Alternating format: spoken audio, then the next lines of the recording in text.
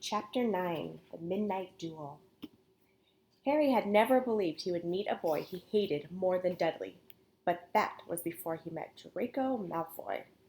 Still, first-year Gryffindors only had potions with the Slytherins, so they didn't have to put up with Malfoy much. Or at least, they didn't until they spotted a notice pinned up in the Gryffindor common room that made them all groan. Flying lessons would be starting on Thursday, and Gryffindor and Slytherin would be learning together. Typical, said Harry darkly. Just what I always wanted. To make a fool out of myself on a broomstick in front of Malfoy. He had been looking forward to learning to fly more than anything else. You don't know you'll make a fool of yourself, said Ron reasonably. Anyway, I know Malfoy's always going on about how good he is at Quidditch, but I bet that's all talk. Malfoy certainly did talk about flying a lot.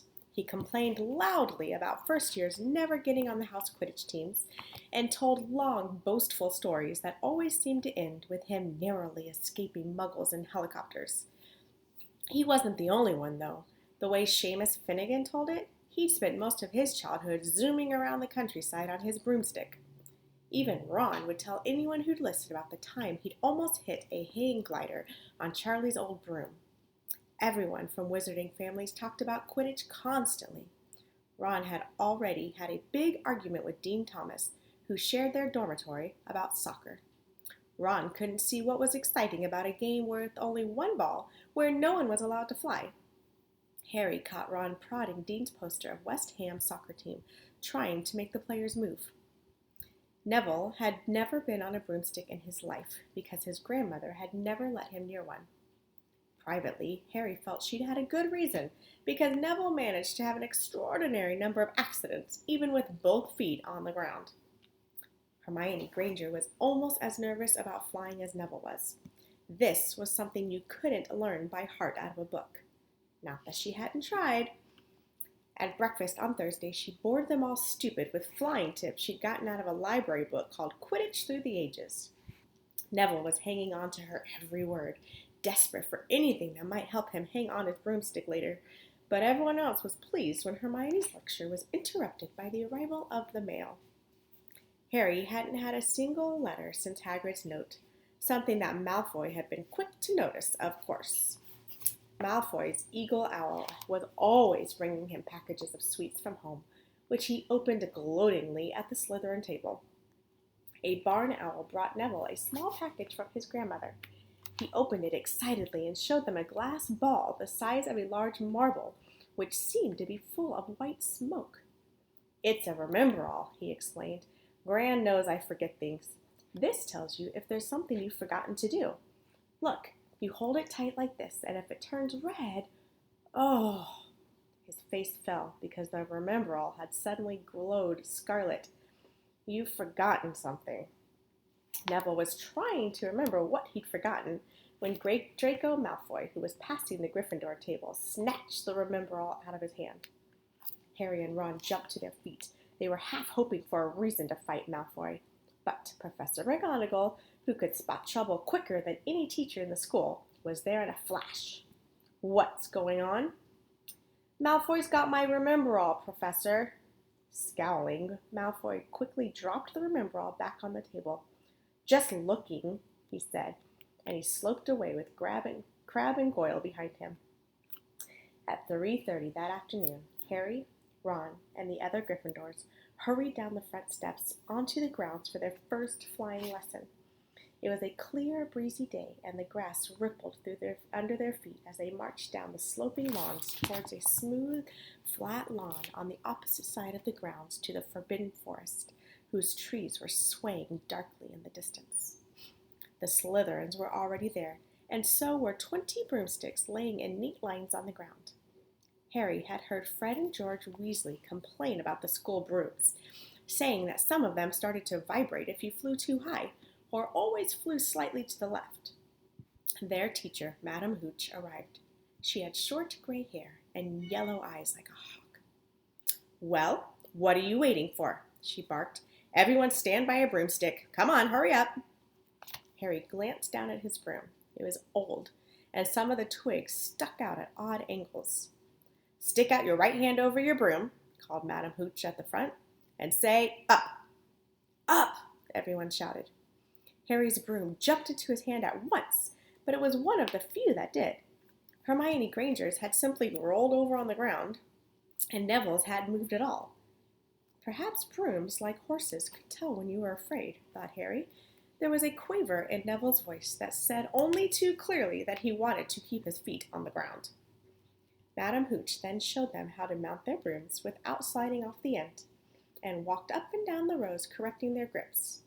Harry and Ron were delighted when she told Malfoy he'd been doing it wrong for years.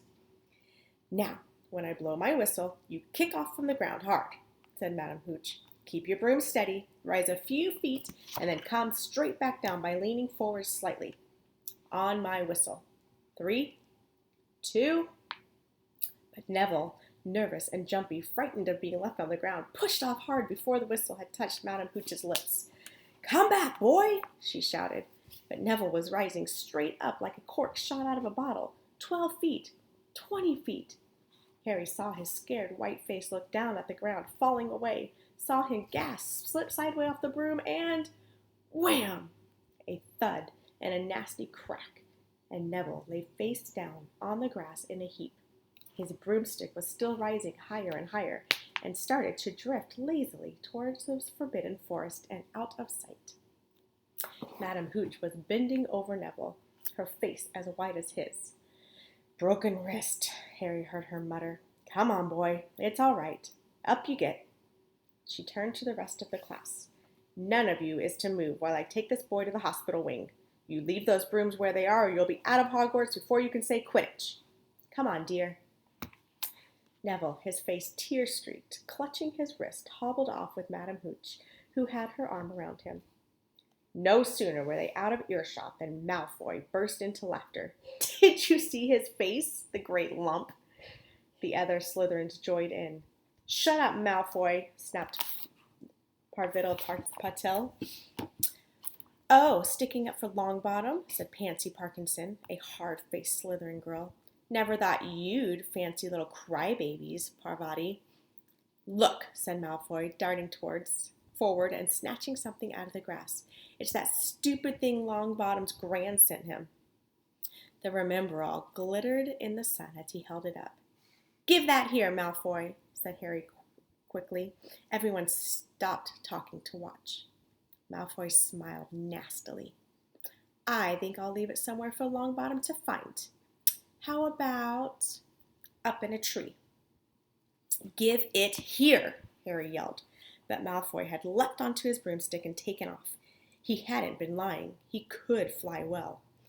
Hovering level with the topmost branches of an oak, he called, Come and get it, Potter. Harry grabbed his broom. No, shouted Hermione Granger. Madam Hooch told us not to move. You'll get us all into trouble. Harry ignored her. Blood was pounding in his ears. He mounted the broom and kicked hard against the ground. Up and up and up he soared. Air rushed through his hair, and his robes whipped out behind him. In a rush of fierce joy, he realized he'd found something he could do without being taught. This was easy. This was wonderful. He pulled his broomstick up a little to take it even higher, and heard screams and gasps of girls back on the ground and an admiring whoop from Ron. He turned his broomstick sharply to face Malfoy in midair. Malfoy looked stunned. Give it here, Harry called, or I'll knock you off that broom. Oh, yeah, said Malfoy, trying to sneer but looking worried. Harry knew somehow what to do. He leaned forward and grasped the broom tightly in both hands, and it shot towards Malfoy like a javelin. Malfoy only just got out of the way in time. Harry made a sharp about-face and held the broom steady. A few people were clapping. No Crabbe and Goyle up here to save your neck, Malfoy, Harry called.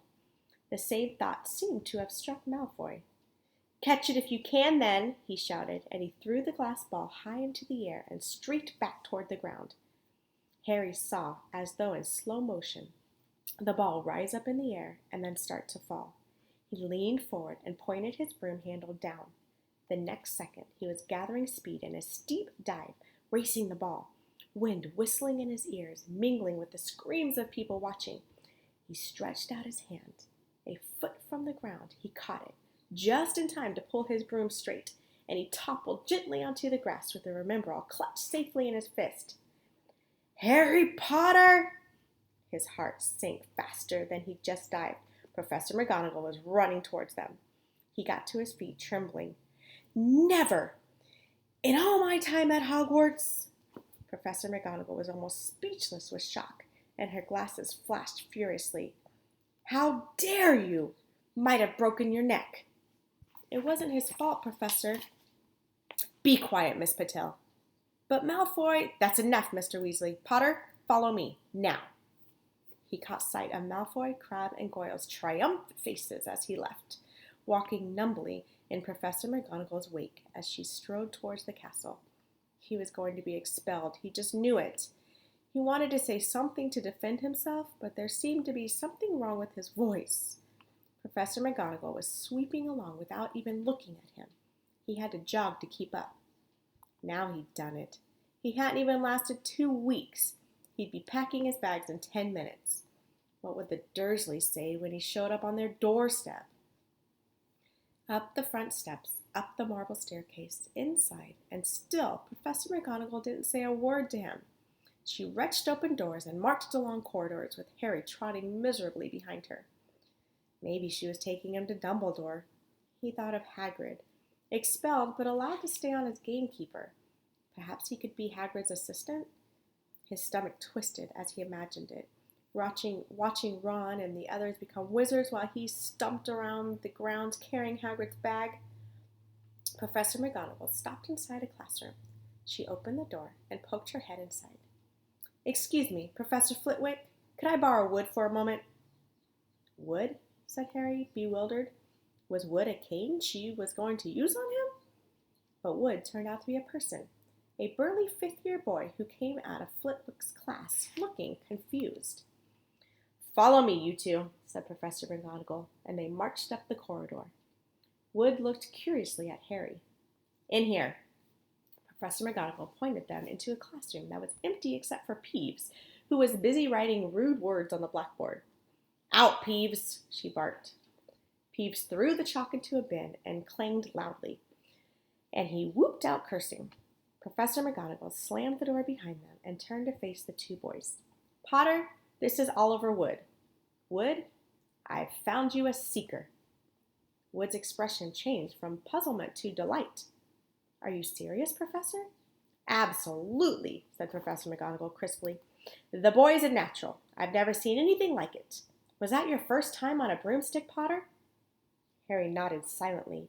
He didn't have a clue what was going on, but he didn't seem to be getting expelled, and some of the feeling started coming back into his legs.